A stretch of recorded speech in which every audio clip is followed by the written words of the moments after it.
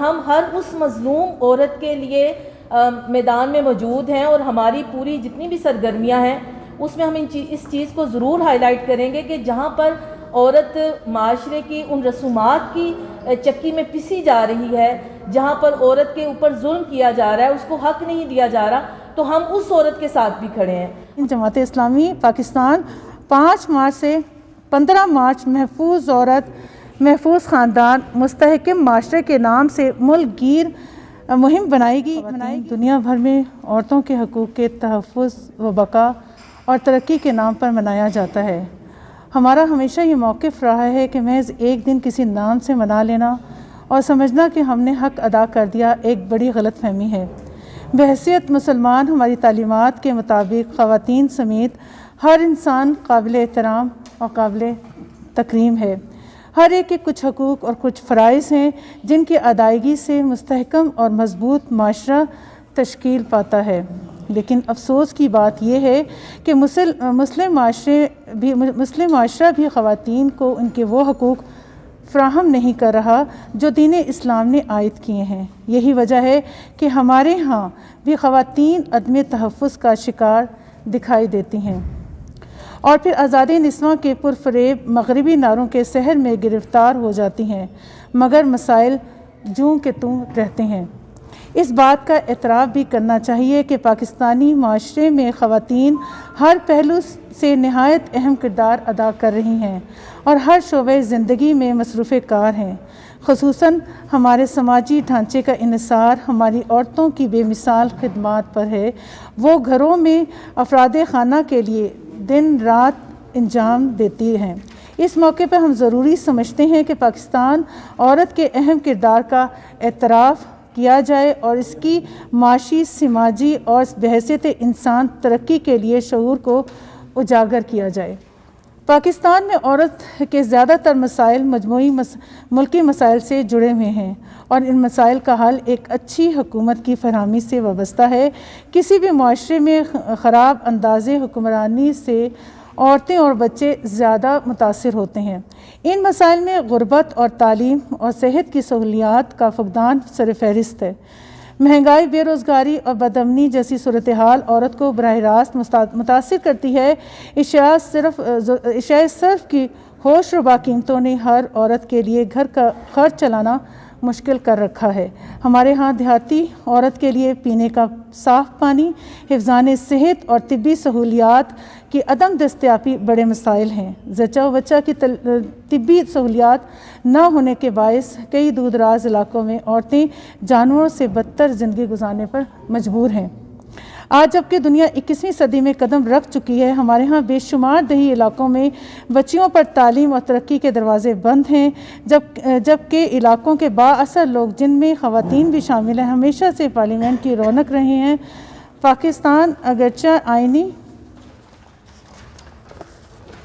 اعتبار سے اسلامی اور آبادی کے لحاظ سے مسلمان ملک ہے، لیکن بدقسمتی سے بہت سے پسماندہ علاقوں میں عورتیں انتہائی جاہلانہ رسم و رواج کا شکار ہیں۔ ان کو ملکیت بنا کر رکھنا اور بیچنا اور خریدا جاتا ہے۔ شہری اور تعلیم یافتہ حلقوں میں بھی عورتوں سے متعلق روایتی اور غیر اسلامی رویوں کی کمی نہیں ہے۔ عورتوں کو کفالت، مہر اور وراثت کے حقوق سے محروم رکھنا، ان پر ذہنی اور جسمانی تشدد روا رکھنا ایک عام رویہ ہے۔ مجموعی طور پر پاکستان میں غربت کی شرح مردوں کی بنسبت عورتوں میں زیادہ ہے اور ان کی بنیادی وجہ ہماری معاشرتی رویے ہیں۔ کارکن عورتوں کو بھاری اکثریت دیہاتوں میں زراعت کے کام سے وابستہ ہیں اور فیکٹریوں میں کم تنخواہوں پر کام کرتی ہیں، جبکہ محض چند فیصد شہروں میں معمولی نوکریاں حاصل کرتی ہیں اور عموماً ان کو مردوں سے کم تنخواہیں دی جاتی ہیں۔ زیادہ تر کارکن عورتوں کو اپنی کمائی خرچ کرنے پر اختیار نہیں ہے۔ شہروں اور دیہاتوں میں عورتوں اور بچوں کے لیے محض ماحول کی فراہمی دن بدن زوال کا شکار ہے۔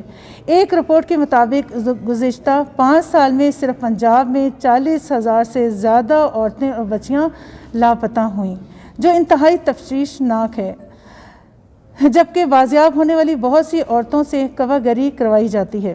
دوسری طرف ہمارا معاشرہ ان منفی اثرات کے زد میں بھی ہے اور جو جدید طرز زندگی سے منسلک ہیں۔ کہیں کمائی اور کہیں مادہ پرستی کے دور نے عورت کو معاشی جد و جہد میں شامل ہونے پر مجبور کر دیا ہے، جس کے باعث خاندانی نظام زندگی متاثر ہو رہا ہے۔ اسلام عورت کی کفالت کی ذمہ داری مرد پر ڈالتا ہے، جبکہ جدید تہذیب نے عورت کو ماں، بہن اور بیٹی کا مقام دینے کے بجائے محض معاشی نظام کا ایک کل پرزہ بنا دیا ہے۔ یہ عورت کے اس بے حد فعال کردار سے اسے ہٹانے کے مترادف ہے۔ وہ مشرقی خصوصاً اسلامی معاشروں میں صدیوں سے ادا کرتی آ رہی ہے اور جس کی وجہ سے ہمارا خاندانی نظام قائم ہے، جبکہ مغرب میں اب خاندان ایک ادارے کی حیثیت سے ختم ہو چکا ہے۔ مغرب نے عورت کو نمائش اور کمرشل مقاصد کے لیے استعمال کر کے بحیثیت انسان اس کا استحصال کیا ہے۔ ہمارے ہاں بھی اس کلچر کو فروغ دینے کی کوشش ہو رہی ہے۔ تیسری طرف وہ عالمی منصوبے ہیں جو عورت کے استحصال پر مبنی ہیں اور اس سوچ کو قانون سازی کے ذریعے ہمارے معاشرے پر لاگو کیا جا رہا ہے۔ ان منصوبوں میں کچھ مثبت نکات بھی ہیں، مگر بہت سے پہلو ہمارے دین اور اقتدار سے کھلم کھلا متصادم ہیں اور ایک ایسے عالمی ایجنڈے کے مظہر ہیں جس کے تحت دنیا کو عالمی طاقتوں کی نظریاتی مفاد کے مطابق ڈھالنے کی طرف پیش رفت کی جا رہی ہے۔ یہ عالمی پروگرام عورت کی آزادی کے نام پہ مردوں سے نفرت، شادی اور گھروں سے بیزاری اور اپنی فطرے سے ساخت کے انکار پر مبنی منفی سوچ پیش کر رہا ہے، جس کو معاشرے کی اکثریت نے مسترد کیا ہے۔ 8 مارچ اقوام متحدہ کے طے شدہ ویمن ڈے کے مقابلے پر یہ مسئلہ بین الاقوامی اداروں نے انصاف کا متقاضی ہے۔ ہم سمجھتے ہیں کہ یوم خواتین دراصل وہ دن ہے جب کہ خطبہ حجۃ الوداع دیا گیا تھا، جو بلا تفریق رنگ و نسل، مذہب اور تمام انسانیت اور بالخصوص خواتین کے لیے ایک کامل اور جامع چارٹر ہے۔ اقوام متحدہ کے حالیہ چارٹر سے بھی ہم امید کرتے ہیں کہ اس کو وہ متذکرہ بالا چارٹر کی طرح بلا تفریق رنگ و نسل، مذہب لاگو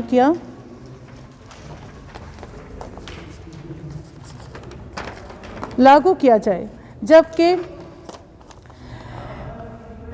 بظاہر تو ایسا لگتا ہے کہ اس میں دیے گئے حقوق سے مسلم خواتین کو مستثنیٰ کر دیا گیا ہے۔ دنیا بھر میں مسلم خواتین کا استحصال جاری ہے اور نہ صرف اقوام متحدہ بلکہ UN وومن بھی اس پر خاموش ہے، اور ہر گزرتے دن کے ساتھ مسلم خواتین عدم تحفظ کا مزید شکار دکھائی دیتی ہیں۔ ہمارے نزدیک پاکستانی عورت کی ترقی کے لیے ضروری ہے کہ ہمارے آئین کے مطابق عورت کو دیا ہوا مقام و مرتبہ بحال کیا جائے، عورت کو ان تمام حقوق کی ادائیگی یقینی بنائی جائے جو اسلام اس کو عطا کرتا ہے۔ یہ کام اصلاح و تربیت سے بھی ہونا چاہیے اور قانون کی مدد سے بھی۔ اس کے لیے پہلے سے موجود قوانین کو مؤثر بنانا، ان پر خلوص نیت سے عمل درآمد ہونا چاہیے۔ اس کے علاوہ ضرورت کے حساب سے مزید قانون سازی بھی ہونی چاہیے۔ یہ قانون سازی عورت کے حقیقی مسائل کی روشنی میں مقامی کلچر کے مطابق کی جائے، نہ کہ بیرونی اثرات کے تحت ایسے حل مسلط کیے جائے جو ہمارے معاشرے کی شخص و ریخت کا باعث بنے۔ جماعت اسلامی حلقہ خواتین جمہوری جدوجہد کے ذریعے ایک دیانتدار اور مخلص متبادل قیادت فراہم کرنے کے پروگرام پر عمل پیرا ہے، جس کے ذریعے پاکستان میں عورت کے مقام و مرتبے کی بحالی، اس کی بنیادی انسانی حقوق کی فراہمی اور معاشرے میں اس کے فعال کردار کا فروغ ممکن ہوگا انشاءاللہ۔ جماعت اسلامی پاکستان عورت کے لیے جدید دور میں اپنی دینی شناخت کو برقرار رکھتے ہوئے معاشرے میں ایک بھرپور اور مؤثر کردار ادا کرنے کی قائل ہے اور اس کے لیے ایک جامع پروگرام رکھتی ہے۔ بدقسمت سے ہم آج تک ایسا معاشرہ قائم نہیں کر پائے جہاں عورت کو تمام حقوق ملتے ہوں۔ جماعت اسلامی عورت کے دکھوں کا ازالہ چاہتی ہے اور اس بات پر عہد کرتی ہے کہ عورت کی تعلیم، اس کی غربت دور کرنے، اسے باعزت روزگار فراہم کرنے اور انصاف دلانے کے لیے سب سے توانا آواز اٹھائے گی اور اپنے اداروں کے ذریعے ہمیشہ آگے بڑھ کر جدوجہد کے ساتھ ساتھ بین الاقوامی فورم پر بھی دنیا بھر کی مظلوم عورتوں کی آواز بنے گی۔ جماعت اسلامی پاکستان 5 مارچ سے 15 مارچ محفوظ عورت محفوظ خاندان مستحکم معاشرے کے نام سے ملک گیر مہم منائے گی اس مہم کی نمایاں سرگرمیاں درج ذیل ہیں۔ جماعت اسلامی کے تحت کھاریاں میں ویمن ایکسیلنس سینٹر کا افتتاح کیا جائے گا۔ اسلام آباد اور صوبائی صدر مقام پر پاکستانی عورت کی ترقی کے مختلف پہلوؤں پر فورمز کا انعقاد، جس میں مختلف شعبہ زندگی خواتین شرکت کریں گی۔ کراچی، لاہور، پشاور، اسلام آباد، گوادر، کوئٹہ میں خواتین کی ریلیز کا اہتمام کیا جائے گا۔ حلقہ خواتین جماعت اسلامی کے خواتین کے فلاح اور ترقی کے لیے اقدام پر مشتمل اسپیشل سپلیمنٹ جاری کیا جائے گا۔ بطور رول ماڈل امہات المومنین کی سیرت پر کتابیں اور کتابچے تقسیم کیے جائیں گے۔ فیملی کونسلنگ سینٹر کا آغاز کیا جائے گا، جہاں خاندانی مثال پر رہنمائی دی جائے گی۔ قرآن انسٹیٹیوٹ کوئٹہ پر ہمارا یہ سینٹر قائم کر دیا گیا ہے۔ حلقہ خواتین جماعت اسلامی یوتھ کے تحت فورم رکھے گی۔ عالمی یوم خواتین کے موقع پر ہمارا مطالبہ ہے کہ عورت کے تحفظ کے لیے پاکستان کے پارلیمنٹ سے منظور کیے گئے تحفظ نسواں ایکٹ کے تحت خواتین کے خلاف ہونے والی گھریلو تشدد، جنسی زیادتی، اخلاقی تحقیر جیسے واقعات کی روک تھام کو یقینی بنایا جائے۔ خواتین اور بچوں کے خلاف قتل اور زیادتی کی مجرمان کو فوری فیصلوں کے ذریعے عبرتناک سزائیں دی جائیں۔ آئین پاکستان کے آرٹیکل 35 کے تقاضے کے مطابق خاندان، ماں اور بچے کی حفاظت کے لیے مملکت اپنی ذمہ داری پوری کرے۔ عورت کو اسلام کی عطا کردہ حقوق حق وراثت، حقوق کفالت، حقوق ولایت، حقوق وصیت، حقوق نکاح خلا اور نکاح میں رضامندی جیسے قانون معاشرتی حقوق کے عملی طور پر فراہمی کو ممکن بنایا جائے۔ شہروں اور دیہاتوں میں عورتوں کے لیے باعزت روزگار اور ہوم بیسڈ انڈسٹریز کے لیے آسان شرائط پر قرضے فراہم کیے جائے۔ عورت کو جائے ملازمت پر پرسکون ماحول اور ہر طرح کی ہراسانی سے تحفظ فراہم کیا جائے۔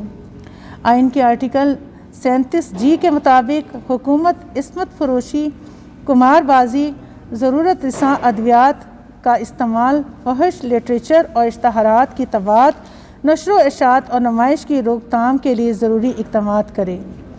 ذرائع ابلاغ میں عورت کے وقار اور رشتوں کے تقدس کو ملحوظ رکھا جائے اور اخلاقی حدود کی پاسداری کی جائے۔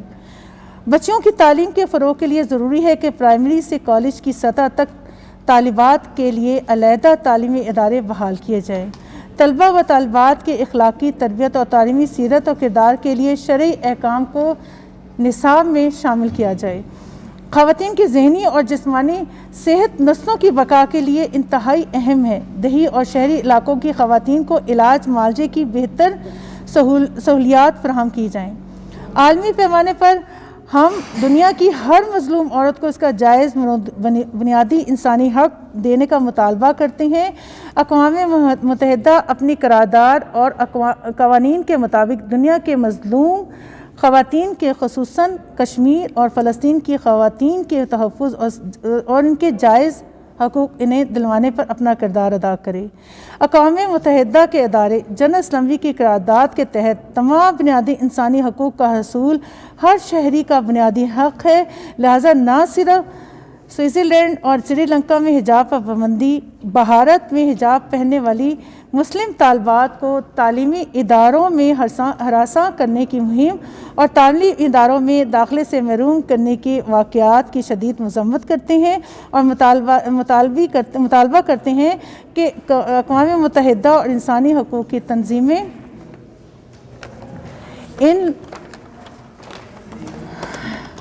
ان بلا جواز پابندیوں اور تعصب پر مبنی سماجی رویوں کو ختم کرائے۔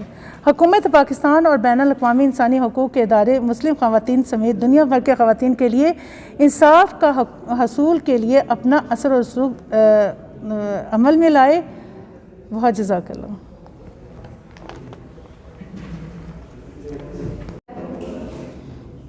جی بسم اللہ الرحمن الرحیم۔